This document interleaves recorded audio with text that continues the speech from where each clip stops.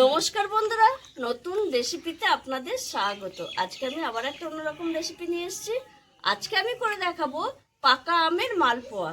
পাকা আমের মালপোয়ার জন্য দুটো গাছের পাকা আম নিয়ে নিয়েছি, আর এখানে নিয়ে নিয়েছি আমুল দুধ, চিনি, নুন, সুজি, বেকিং সোডা, ময়দা আর সাদা তেলটা ঘরে নিয়ে আসবো পরে।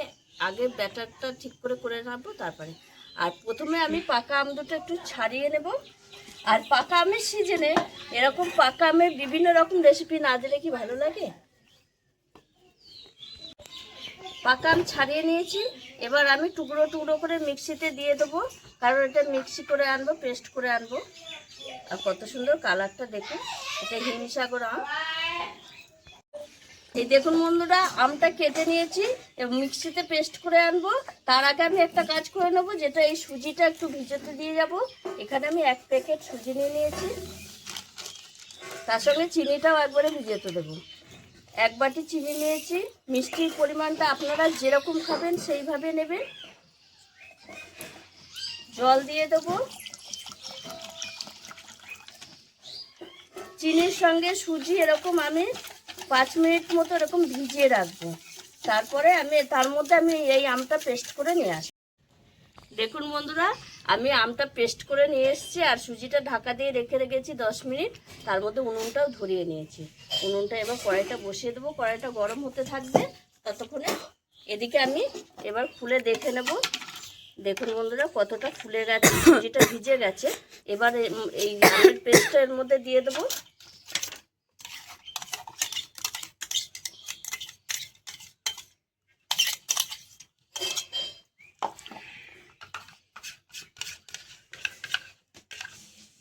এটা ধুয়ে একটু জল দিয়ে দেবো।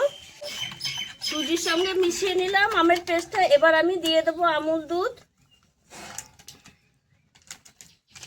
সামান্য একটু লবণ দেব। লবণ না দিলে স্বাদ লাগবে না, লবণ হচ্ছে স্বাদ বাড়ায়।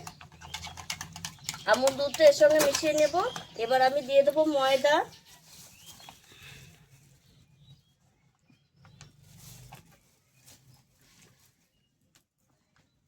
আর দিয়ে দেবো এখানে মৌরি। মালপোয়া মানে মৌরি।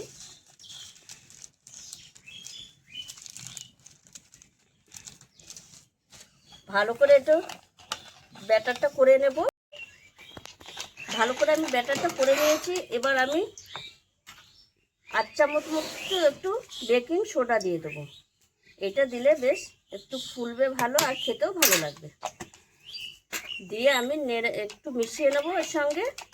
আর এদিকে আমার তেলটাও গরম হয়ে গেছে। বেকিং সোডাটা দেওয়ার ফলে দেখুন বন্ধুরা, ব্যাটারটা কত হালকা হয়ে গেছে। আর এই ফিটনেসেই রাখতে হবে ব্যাটারটা। খুব পাতলাও হবে না, আবার খুব মোটাও হবে না, একটু মিডিয়াম ব্যাটার।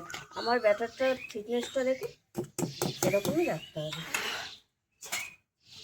এবার তেলটা গরম হয়ে গেছে। এবার আমি অল্প অল্প করে এরকমভাবে দিয়ে দেবো মালপোয়া। দেখুন বন্ধুরা, কত সুন্দর ফুলেছে, দেখুন, দেখেছেন? আর কত নরম হয়েছে, কত সুন্দর হয়েছে। এবার আমি তুলে নেব। আমি এইভাবে সব আমের মালপোয়া কটা করে নেব। সব আমের মালপোয়া আমার ভাজা হয়ে গেছে।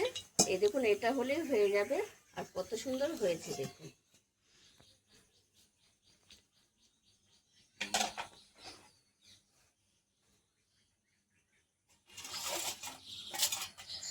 অসাধারণ লাগছে এই আমের মালপোয়া খেতে, আর খেতেও খুব ভালো লাগে।